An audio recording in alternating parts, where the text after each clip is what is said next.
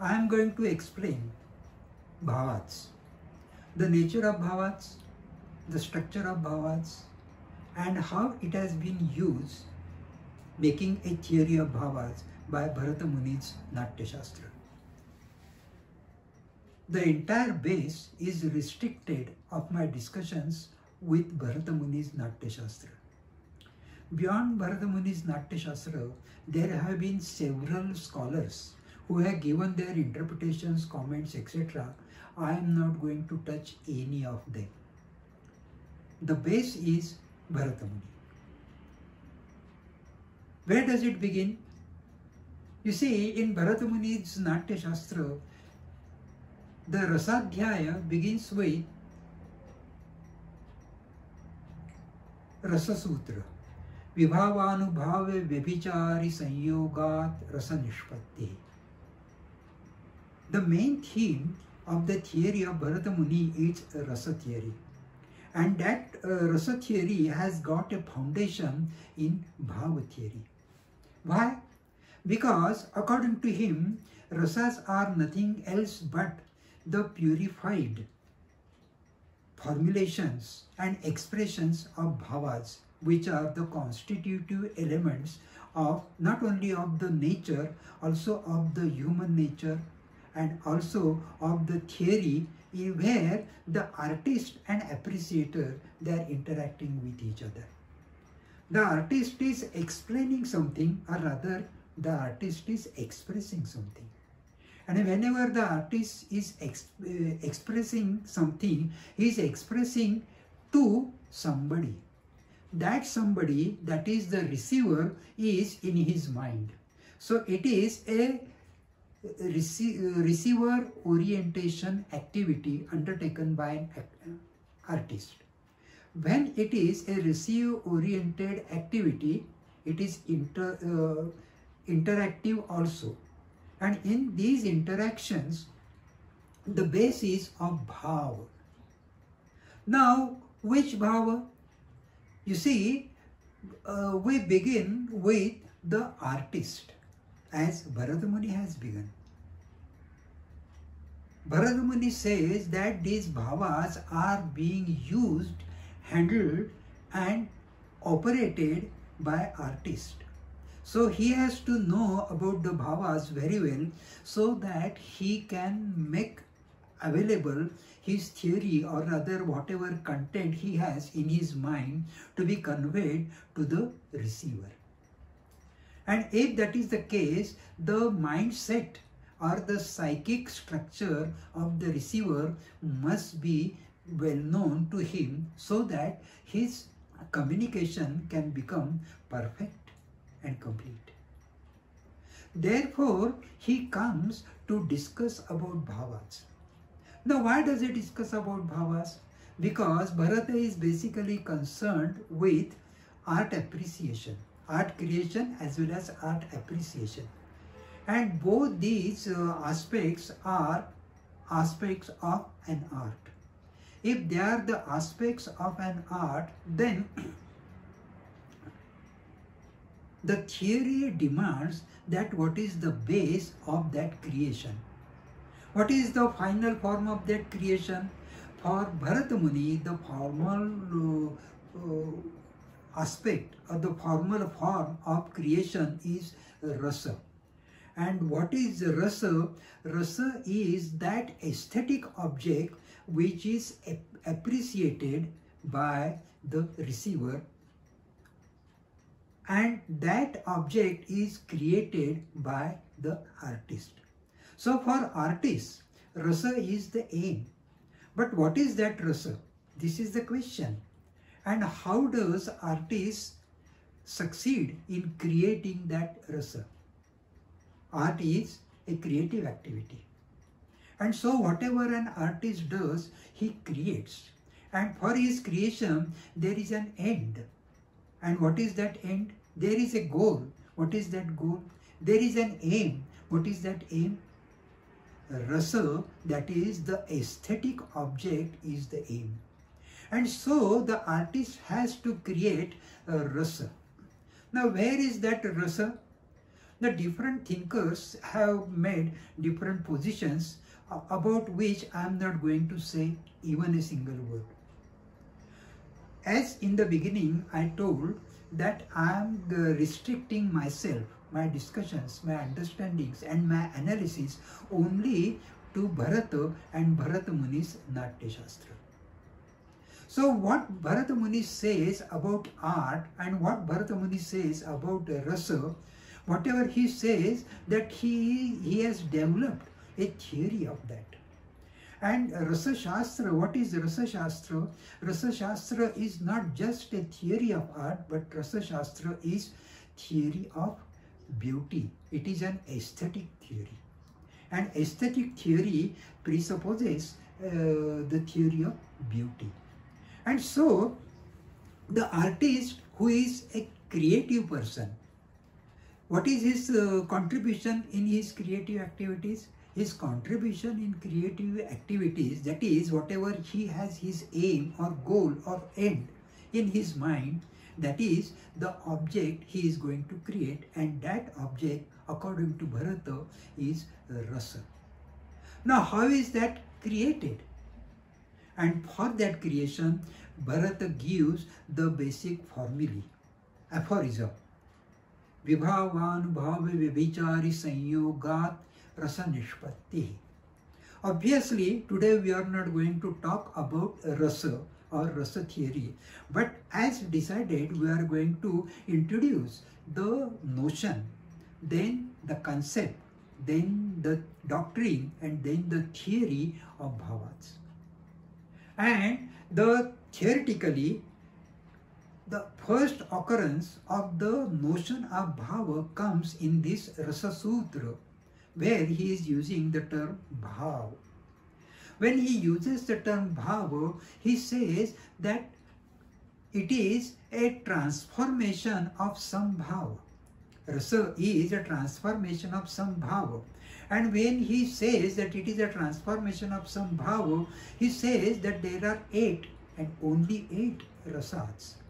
And if there are 8 and only 8 rasas, then there must be the corresponding bhavas, of which they are the transformed manifest creations, and those transformed manifest aesthetic creations are rasas. Rasa is not an aesthetic object. Rasa is an object which is appreciated, and that appreciation resides on the rasa. You see, here there are 2 levels or 2 aspects to understand rasa. Rasa as an aesthetic object, and rasa as that which is appreciated, that which is relished. That is also the aesthetic sense of the aesthetic object. So in that sense also, he is introducing his theory, he is formulating his theory as rasa, and we call it as rasa siddhanta. So what is the base of it? The base of it is bhav. Now this rasa is the creation. For creation you need some material, and that material is bhav. It is not just the material which is used in the process of the creation. There are some other allied or contributing factors, and those allied and contributing factors are again bhavas. So there is a cluster of these bhavas, and in this cluster of these bhavas, the basic is the sthai bhava.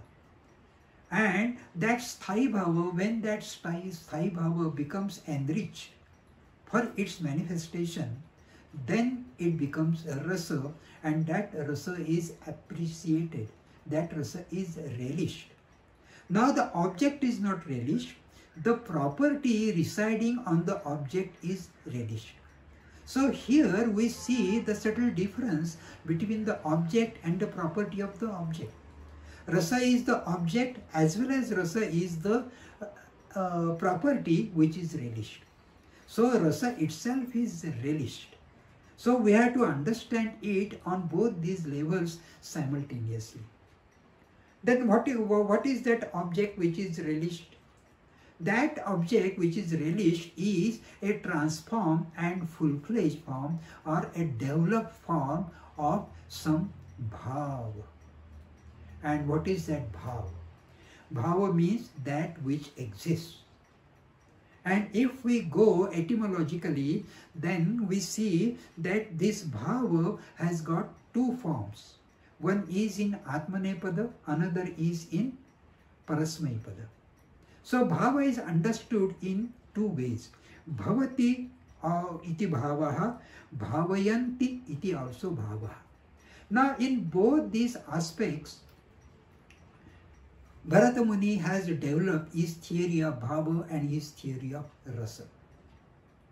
Now these bhava, they are the existent of man as they are existent of the universe. That is, they are the constitutive elements of the structure. So to begin with, bhava is a constitutive element of human nature. And when we say human nature, we certainly has got simultaneously reference to the nature outside, that is the cosmic nature, as well as the nature of the man, that is the individual particular man.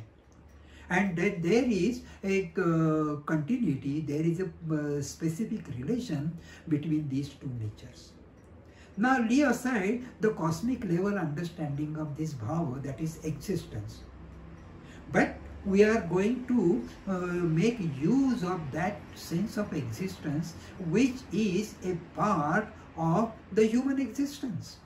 And whereas in the case of art, in the case of any creative activity, the existence is noted, specified, signified by the term bhava. So I got some bhava. Where? In me. Now usually if we are using the English language, we have got severe limitations of understanding. But we are helpless to use the original Sanskrit language because the entire audience is not sufficiently acquainted with the Sanskrit language, because to be sufficiently get acquainted with any language, one has to have a deeper acquaintance with the culture where that particular language has emerged. Anyway, now this bhava is therefore using the English language, but it does not give the pure and clear and complete understanding of what Bharatmuni intended to give us. And that bhava is the existence. Where is the location of that existence? In modern language, in English language, we say that the location of that bhava is mind, human mind. And here is the problem of understanding. Problem of understanding, that is the limits of the understanding mind and the limits of understanding chit, that is consciousness. Again, this chit has got several layers, and those several layers are taken care of by the commentators who come after Bharatmuni to comment upon his Natya Shastra. So leave it aside. These bhavas, they are the constitutive elements or constitutive components of human mind. And he has got a particular logic.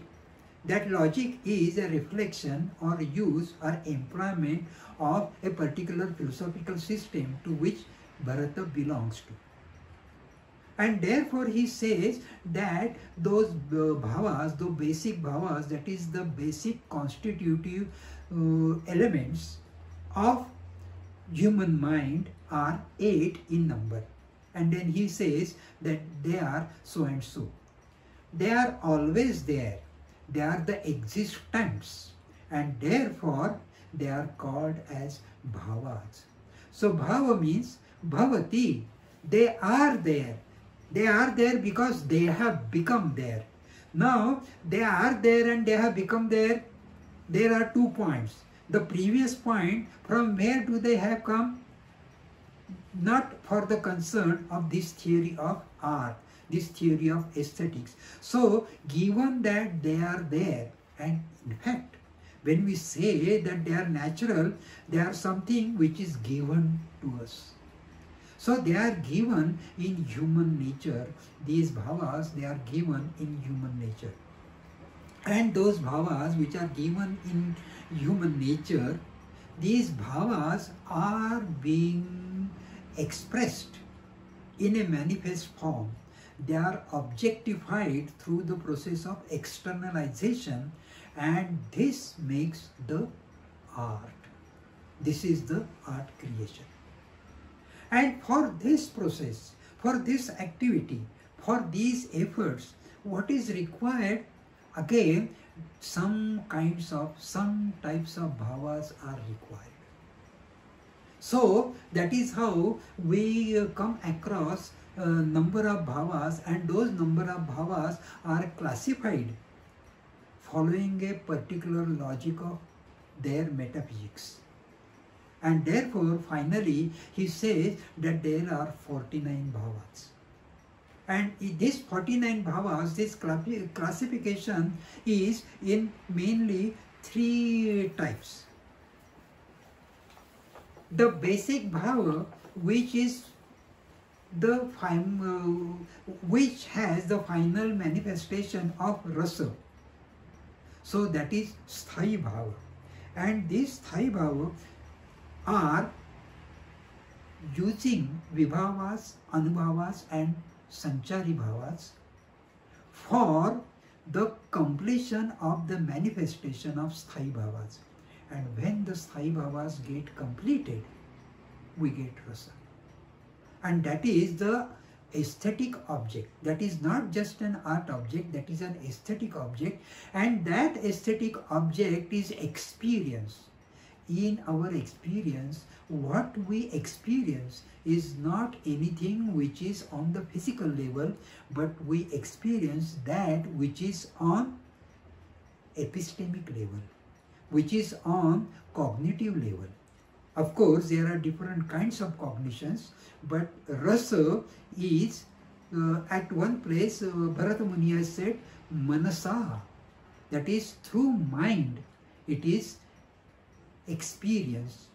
And the rasa is also experience, that is the aesthetic object is experience, that is aesthetic object is beauty here. And that beauty, how do we experience that beauty? We experience that beauty through our mind. And mind is the higher faculty of receiving and analyzing and formalizing the data which we have received through our senses. So this is how, and in Indian context, mind is one of the indriyas, one of the sense organs. So there are 6 sense organs, and the 6th one is mind, manas. And it is, the speciality of this sense organ is that it is not only jnanendriya, but it is also karmendriya. So whatever are the operations of jnanendriya and whatever are the operations of karmendriya, both are being handled by this manas. And it is through this manas the aesthetic object and aesthetic experience is received, and it is not just received, it is also relished. The relishment is the further stage. What is that? That is enjoyment. Art ultimately intends to reach this stage of enjoyment. And for that, the theory of rasa is being evolved. Now, I just mentioned to you that the term bhava comes from the root bhu, and this bhu has got different senses. The basic sense is, it is, he has given Bharatmuni himself has given, and the later commentators, even the grammarians also, they have agreed to that. Bhavitam vasitam krutam. You decorate something. Decorate not in the modern sense of the term, not in the current sense of the term, but bhavitam means decorating. Now this decoration is to making it representable. So there is something which is present, and that something which is present is represented. Art is representation. And for that representation, how is that representation done? That representation, there is presentation. That is, there is present. And that present is represented. Bhava is the present. And Bhava also represents. That is, that which is there, Bhavati, that is also Bhavayati. That which is there is represented in a different form, which is a subtle, which is sukshma. The basic, the prior is sthula in comparison. Is sthula, gross in comparison, and next to that is subtle. So Bhava operates on both these levels in the same way. Then what is this Bhava? Where from does the artist get the Bhava? Kavehe antargatam bhavam bhavayan bhava uchyate. This is one statement by Bharatmuni.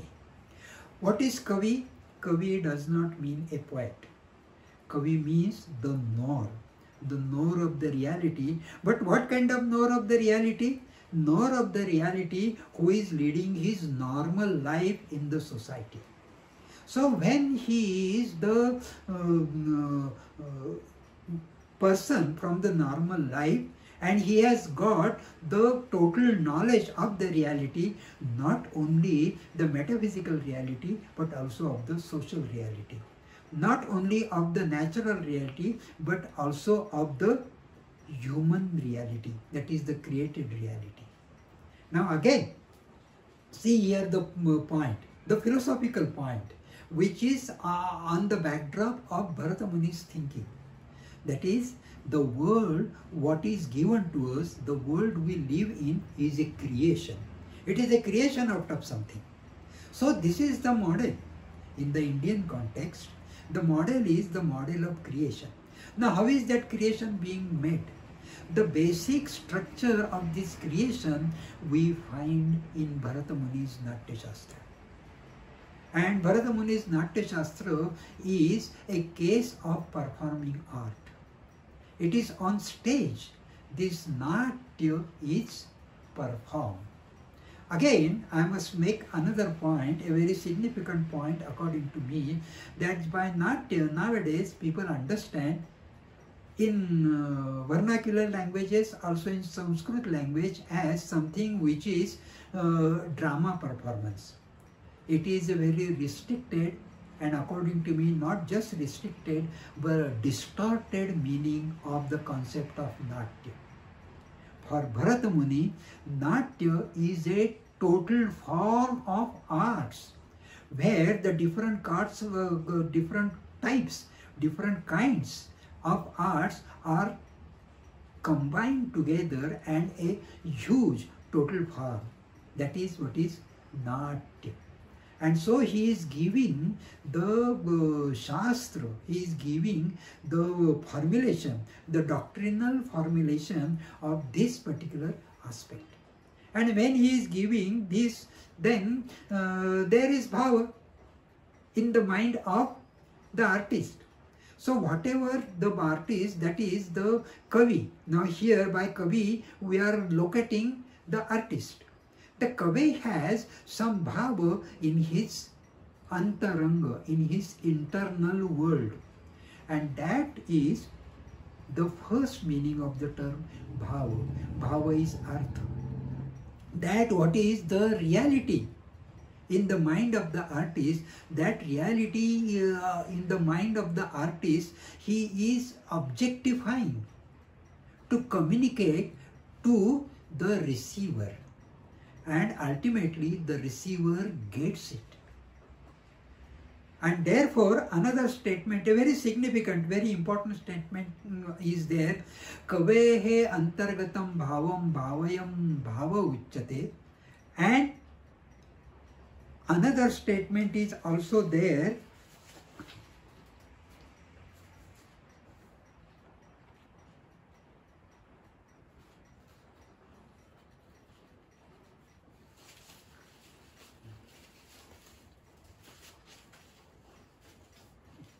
यो अर्थो हृदय संवादी तस्य भावो रसोद्भवा.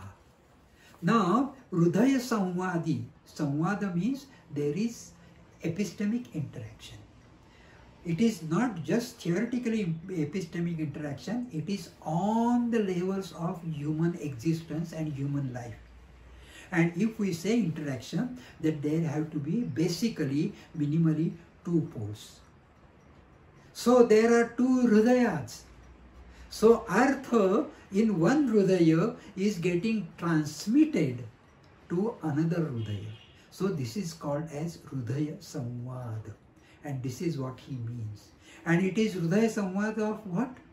It is hridaya samvad of bhava. So what the artist has as the content of whatever he wants to create in his heart, that is in his mind or within his consciousness, as a part of consciousness, he transmits it through the process of transformation to the receiver, to the appreciator, to the prekshaka, that is to the rasika. So he is called as rasika. Rasika means one who holds rasas, who receives rasas, and who cherishes rasas, who enjoys rasas. That is rasi, that is the meaning of rasika. So the other is, the prekshaka is, really speaking, for Bharatmuni is rasika. So the creator and rasika, there is the samvada, that there is a interaction, interactive action. And that interactive action is art. That is art vyapar. That vyapara is there. So that is what he is intending. And so he says, kavehe antargatam bhavam bhavayam bhava uchyate. Whatever is within the artist, and that whatever is within the artist, he has formulated, he has articulated, formulated. After articulation, he formulates. After formulation, he externalizes. And that externalize is the artha. And that externalizing status is artha, that is conveyed. And what is that? That is bhava. His bhava, which is articulated, formulated, and then it becomes manifestable. And that is manifested, and that is the, so it has got some vehicle.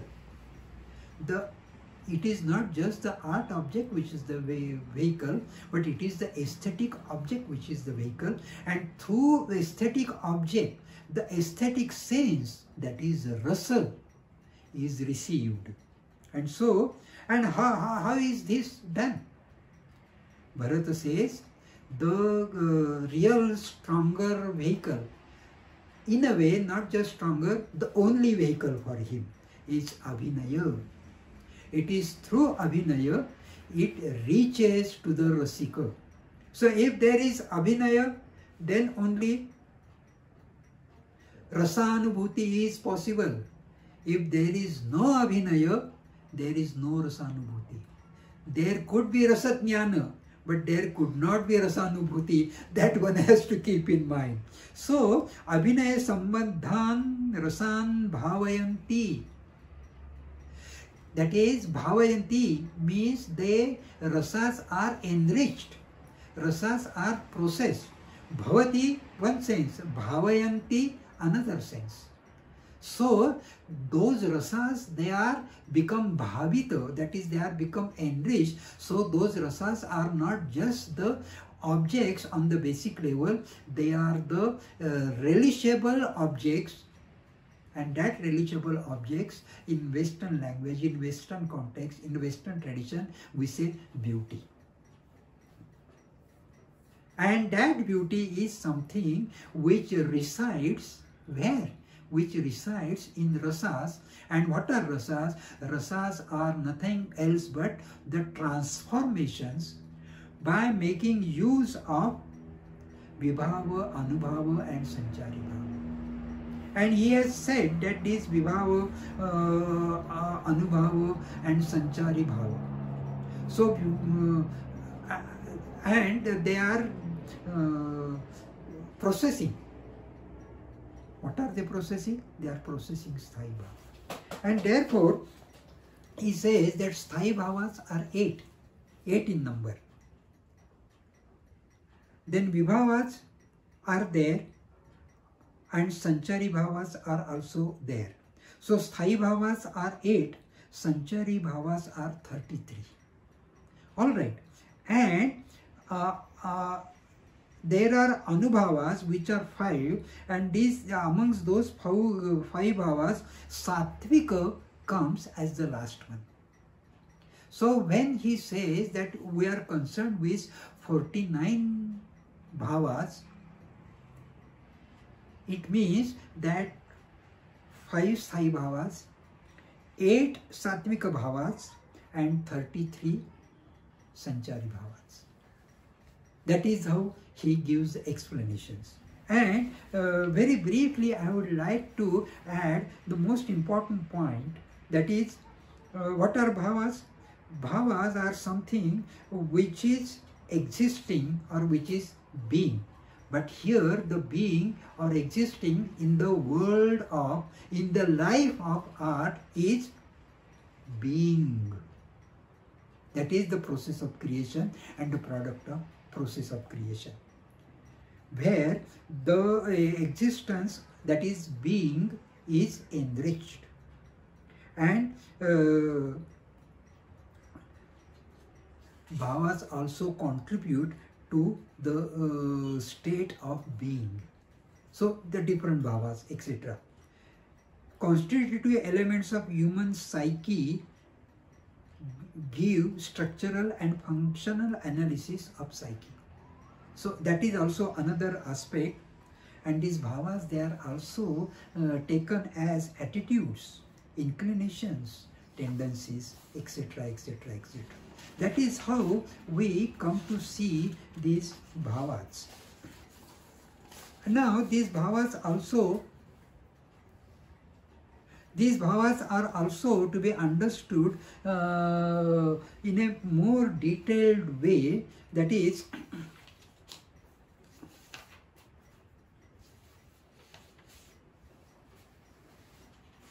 in the case of prayoga, that is the performance,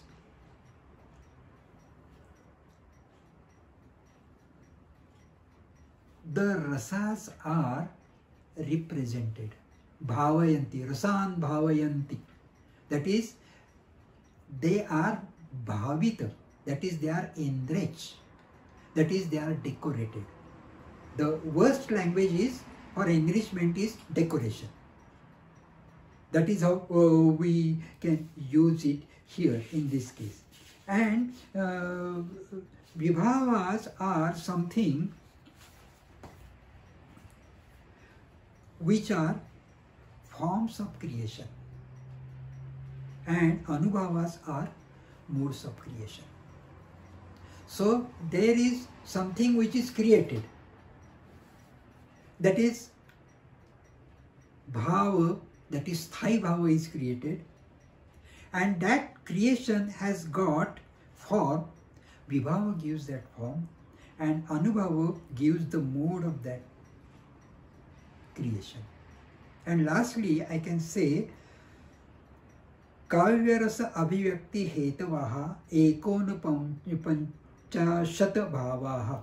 This kavya rasa's manifestation That is the purpose of these 49 bhavas. And so, it is Hridaya Samvadi Yaha Arthaha, that which can establish a direct contact with the essence of the artist and the essence of the appreciator. That is Hridaya Samvada. That artha, that content is its being there, that is bhava. So bhava from artist, bhava from appreciator, they get united with each other, and what remains there remains only the state. That state is state of happiness. I think it is sufficient. Thank you.